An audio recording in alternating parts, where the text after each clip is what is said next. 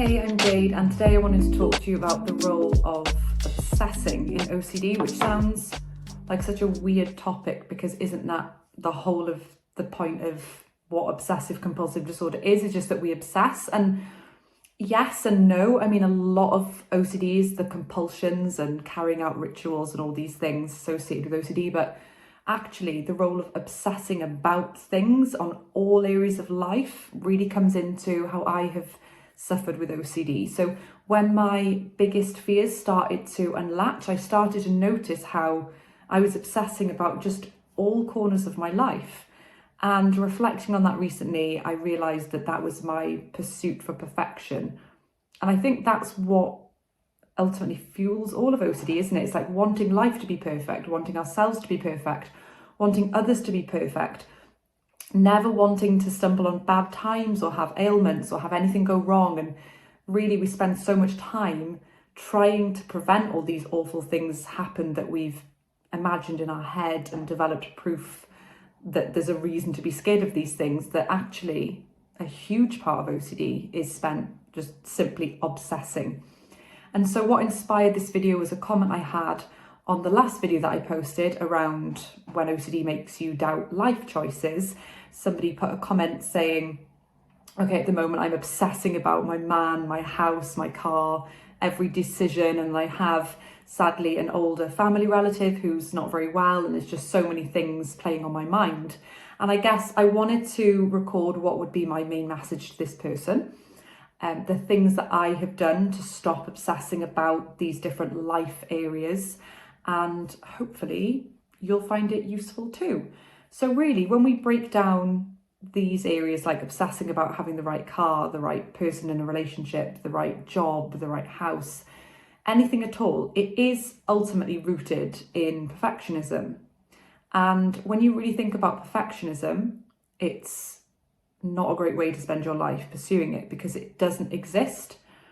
And so if you reflect on a time where you really wanted a bad situation to end, you wanted something to stop, like I'll be happy once this work stress is gone, or once I've moved into my new house, everything's going to be better, or once I'm in the relationship with the right person, I'll be happy.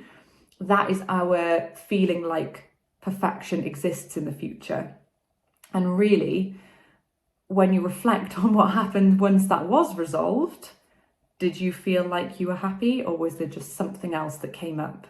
And actually, when you think about life as a whole, do you really want to spend your whole life living in the future, worrying about, well, when's the next thing going to come along that's going to make me feel happy? Now, it's really easy for me to feel that way at the moment. I'm in the middle of moving house. I'm trying to get my business off the ground more than it is. I've been with young children for quite a long time.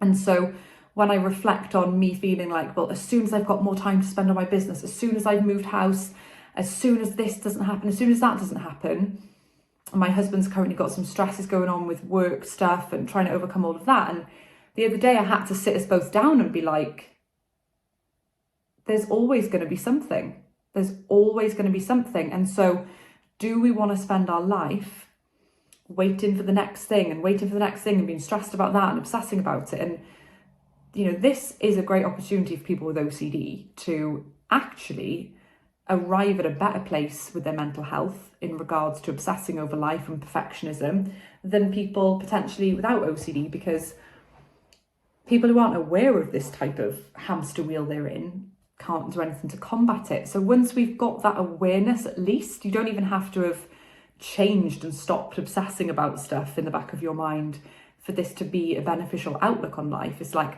once we can truly make peace that the perfect life doesn't exist, and you're never going to get to that perfect life by obsessing about every area of life that needs to be tidied up. There will always be something, and there will always be someone who's dealing with someone worse. What's that saying, that if everyone went into a room and put their biggest problem down in the center of the room in order to decide to swap with other people, like most people would go back out with their problem? And that's not to take away from OCD suffering, because it's really tough. It's just to give perspective that we're never going to arrive at this nirvana that we think. Yes, we can focus on wanting a life without OCD suffering. That's slightly different. I'm trying to help you to see that the dynamic in your brain that's constantly chasing perfection is the very thing that is fueling OCD. When you think about it, if you have relationship OCD, oh, if only I hadn't done that awful thing where I think I might have flirted with someone once, then I could be at peace in my relationship and not feel like such an awful person. It's like, well, first of all, what's an awful person? You know, somebody who went wrong one time, you know, maybe you did make a mistake in your relationship. Does that write you off as an awful partner? It's like this rigid view on who we're supposed to be, and the fact we're never supposed to make mistakes is crippling. And it really stops you from just being yourself. Like, think about a time where you've been attacked for a character trait.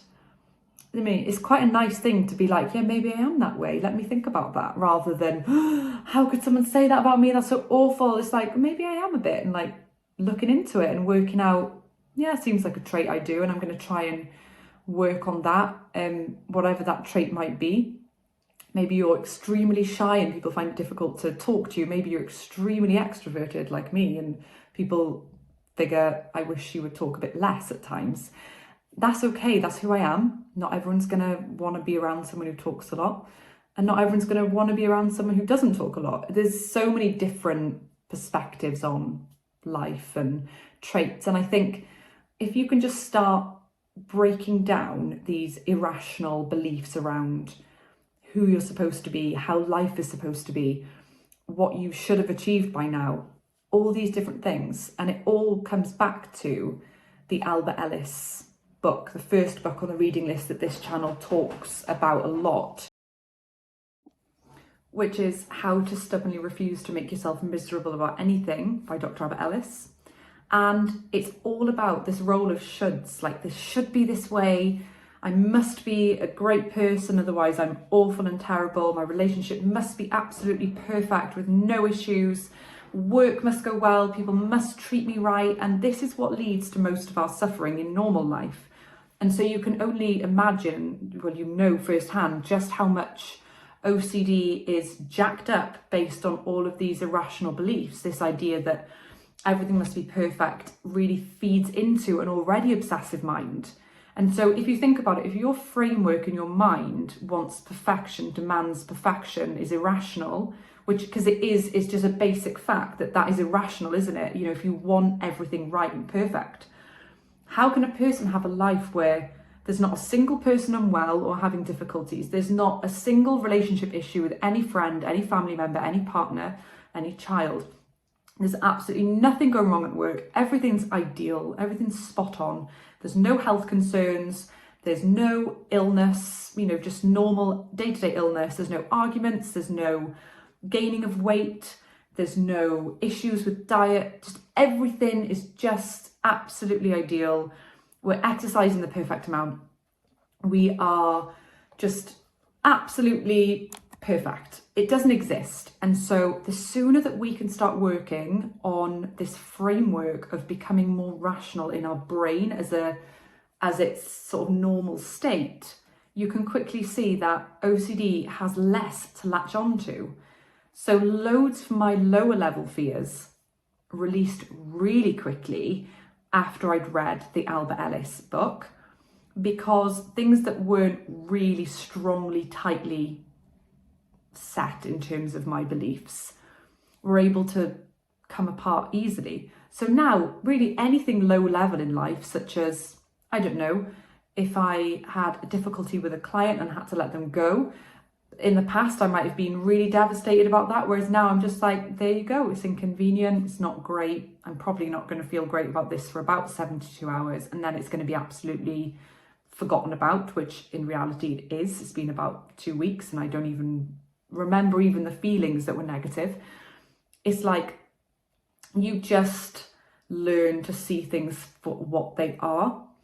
And that's another reason that during my recovery, I was working through, you know, perspective building, like watching things like the aftermath of a natural disaster and figuring out that, well, those people who went through all of that awful stuff, you know, there's things going on in the world right now that people are dealing with, and somehow they will make it through. That's not to say it won't be just extremely challenging, many things devastating, but it helps us to see that what we think is devastating, impossible, is not actually always as huge as it feels.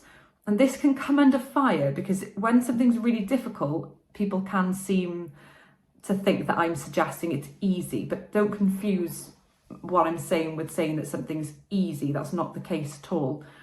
And we're also not doing the old thing of like, oh, let's just work on our perspectives that having OCD is not that bad because there's people starving in the world. Or there could be someone starving in the world who also has OCD, which is true. There will be people who are, in these horrendous situations who are also suffering with OCD. It's not really to do with that. It's about looking at what operating framework is going on in our brain that's fueling us to be demanding this perfection, demanding so much of ourselves, of our situation, of not wanting any suffering at all in our life. In what ways is that contributing to our OCD, and how we're essentially leading ourselves down a path of suffering? And it's really about looking at what can I do to break down the big fears that I have around my OCD. Now, this doesn't mean going into the thoughts and figuring out what they mean. It's about working out by disputing irrational beliefs. Okay, fundamentally, what am I truly scared of here? So if I'm overcooking the chicken and freaking out about seeing pink meat and worrying I'm going to make everyone ill, clearly my fear is not about the chicken at all. My fear is about someone dying from food poisoning and that being my fault. Well, really, when I look at it, I obviously am never going to get to a place where I want that to happen. But getting unwell from chicken, how could I see that I could carry on living? Maybe I won't, but how could I make peace with the fact that even if that does happen, even if we get unwell from the chicken, we could still go on? And that happens to me even now. I don't have any fears at all around like food preparation because I'm simply at peace with the idea of becoming unwell. I used to be terrified of being sick because my OCD really would tell me, look, if you get sick, you'll be too weak to combat this awful thoughts in your head and you'll be ill in bed all day. And now it's kind of like, well, maybe I will. So it was just a quick check-in today to talk about the fact that the world's never going to be perfect. Perfection doesn't exist. The more that we want it, the more that we demand it, the more that we wish that things were different, there will always be a different problem to have to worry about if this current one that you're dealing with isn't there. And so the person who made this comment, I hope this has been useful to you today. I'm sorry for the difficulties you're facing. I'm not taking away from them being difficult, but I think if we can just make peace that the perfect existence doesn't exist, and that includes the fact that we have OCD. A lot of the time it's about, do you know what, I'm going to work on my recovery and oh my gosh, my door just knocked and I jumped out my skin. I guess that means it's the end of the video. Oh my gosh, that freaked me out so much. The more that we can focus on recognizing that we can live with OCD in our life, we can live with it side by side next to us. We're going to work on our recovery to get it better. Like, this is like a time bomb because my children are banging the door down. The more that we can make peace with living with OCD next to us and not desperately needing it gone because life's not perfect, the better equipped we will be to focus on figuring out a way to get to OCD recovery, which is essentially about disarming the fears that we have around our irrational beliefs. I hope that was useful, and whatever role perfectionism is playing within your life, I hope that you can start to see that the things that we're worrying about are often not as significant as we really think. Speak to you soon. Bye.